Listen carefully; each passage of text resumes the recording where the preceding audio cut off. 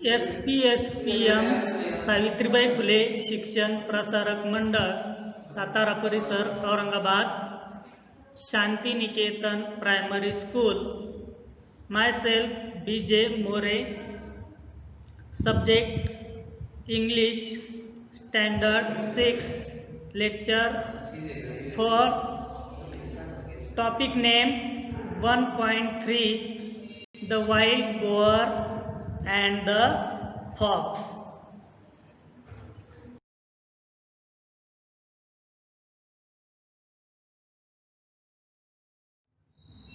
The wild boar and the fox.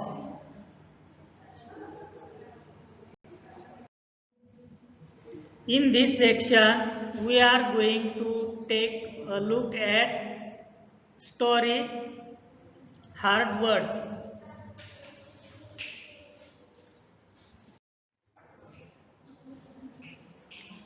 See in the picture, there is a picture of the wild boar and the fox.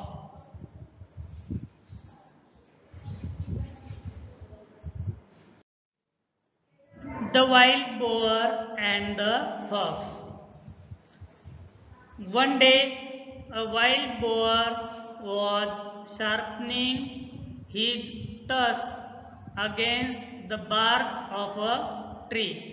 One day म्हणजे एके दिवशी a wild boar म्हणजे जंगली डुक्कर. Wild म्हणजे जंगली आणि बोर म्हणजे डुक्कर. वॉज शार्पनिंग म्हणजे धार लावणे किंवा टोकदार करणे. हीज टस्क म्हणजे त्याचे जे सुळे दात असतात डुकराचे त्याला टस्क असे म्हणतात. Against the bark of a tree. Bark म्हणजे झाडाची साल. झाडाच्या बुंद्याला जी साल असते त्या सालीवरती हे जे रानडुक्कर होतं हे आपले दातांना तो आपल्या धार लावत होता. He was doing it very carefully. हे जे त्याचं काम होतं तो अगदी काळजीपूर्वक करत होता. There live a fox in the same forest. याच जंगलामध्ये एक कोल्हा राहत होता. लिव्ह म्हणजे काय? राहणे. लिव्ह म्हणजे राहणे. He was always looking for a chance to make fun of other animal in the forest. He was always म्हणजे नेहमी. लुकिंग फॉर म्हणजे शोधात असणे. अ चान्स म्हणजे संधी. To make fun of other animal म्हणजे दुसऱ्या प्राण्यांची चेष्टा करणे, टिंगल करणे. इन द फॉरेस्ट म्हणजे जंगलातील इतर प्राण्यांची चेष्टा करणे, टिंगल करणे याची संधी नेहमी हा कोल्हा शोधत असे. When he saw the wild boar. जेव्हा त्याने या जंगली रानडुकराला बघितलं. ही डिसाईड टू टीच हिम. त्यावेळेस त्याने ठरवलं. डिसाईड म्हणजे ठरवलं. टू टीच म्हणजे खोडी करणे, चेष्टा करणे. To teach him. He began to walk around the trees. त्या कोल्ह्याने झाडाभोवती फिरण्यास सुरुवात केली. Looking left and right and up and down. डाव्या बाजूला, उजव्या बाजूला, वरती, खाली असं बघत हा कोल्हा त्या झाडाभोवती चक्कर मारत होता. He also began to act as if he was really scared. बघा बिगॅन म्हणजे सुरुवात करणे. त्याने सुरुवात केली. ही ऑल्सो बिगॅन त्याने सुरुवात केली. टू ॲक्ट म्हणजे कृती करण्यासाठी सुरुवात केली. ॲक्टिंग करत होता तो. कशी ॲक्टिंग करत होता? He was really scared. त्याला खूप भीती वाटलेली आहे, खूप घाबरलेला आहे. अशा प्रकारची कृती हा कोल्हा करत होता. But the boar did not pay any attention to him. मात्र त्या बोरने याच्याकडे बिलकुल लक्ष दिलं नाही, त्याच्याकडे दुर्लक्ष केलं. पे अटेन्शन म्हणजे लक्ष देणे, डिड नॉट पे अटेन्शन म्हणजे लक्ष दिलं नाही. He kept right on with his work. त्याने मात्र आपलं जे काम होतं दातांना धार लावण्याचं ते मात्र त्याने सुरूच ठेवलं.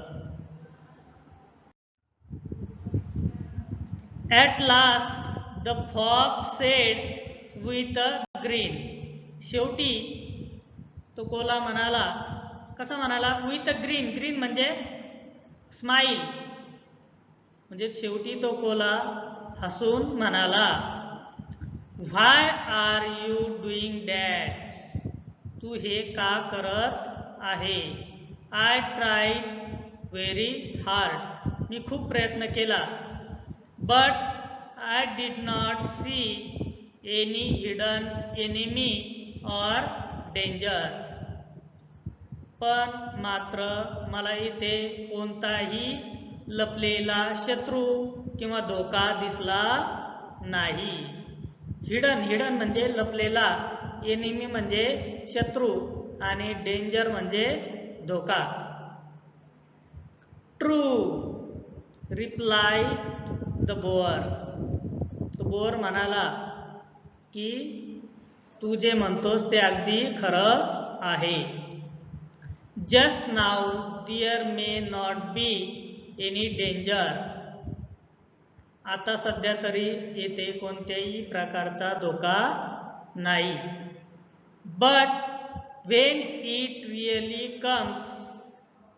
पण जेव्हा अशा प्रकारचा धोका निर्माण होईल, there won't be any time to sharpen my task.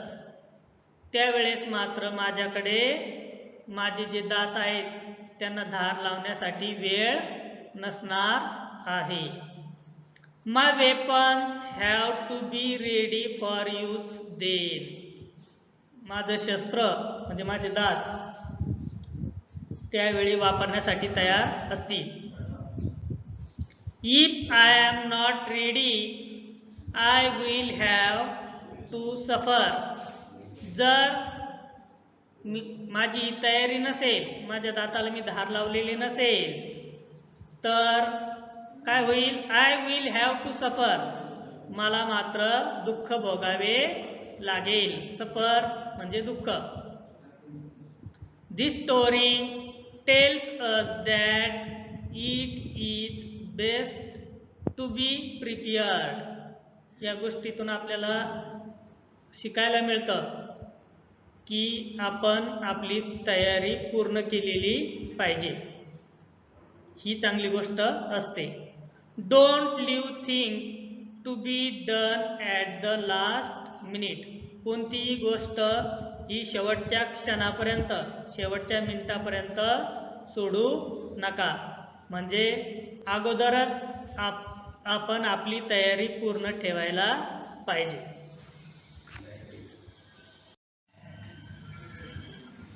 Hard words. 1. Wild. Living in a jungle. Wild म्हणजे जंगलात राहणारे प्राणी, जंगली प्राणी. Second number boar. A wild pig. म्हणजे बोअर म्हणजे रानडुक्कर. Tusk. A pair of long pointed teeth that some animals like the elephant have. ज्या प्रकारे हत्तीला 2 सुळे दात असतात मोठे, त्या प्रकारच्या दातांना टस्क असे म्हणतात. Number 4. Bark. The tough outer covering of the tree trunk, झाडाच्या बुंद्याची जी साल असते त्याला म्हणतात बार्क. ग्रीन, ग्रीन म्हणजे स्माईल म्हणजे हसणे, हास्य. Listen to the story carefully. As you listen, take only those words that appears in the story. बघा या गोष्टीमध्ये जे शब्द आलेले आहेत ते शब्द इथं तुम्हाला शोधायचे सांगितलेले आहेत. येथे काही रायमिंग वर्ड्स दिलेले आहेत, त्यापैकी गोष्टीमध्ये आलेले शब्द आपल्याला शोधायचे आहेत. बघा पहिला शब्द आहे वाईल्ड माइल्ड. यापैकी वाईल्ड हा शब्द स्टोरीमध्ये आलेला आहे. ओअर बोअर, तर बोअर हा शब्द स्टोरीमध्ये आलेला आहे. ऑक्स बॉक्स फॉक्स, यापैकी फॉक्स हा शब्द स्टोरीमध्ये आलेला आहे. डार्क बार्क, यापैकी बार्क हा शब्द स्टोरीमध्ये आलेला आहे. त्यानंतर आहे गन फन, यापैकी फन हा शब्द आलेला आहे. अशा प्रकारे खाली अजून शब्द दिलेले आहे. सॉ रॉ, यापैकी saw. Please tease tease. Talk walk, यापैकी वॉक. पे डे, हे दोन्ही शब्द पे आणि day.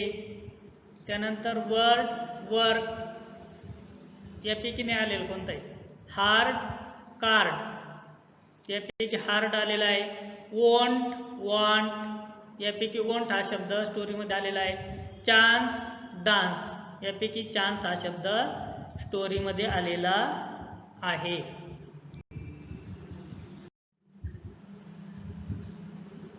Thank you. Next lecture number 5, topic name 1.3, the wild boar and the fox.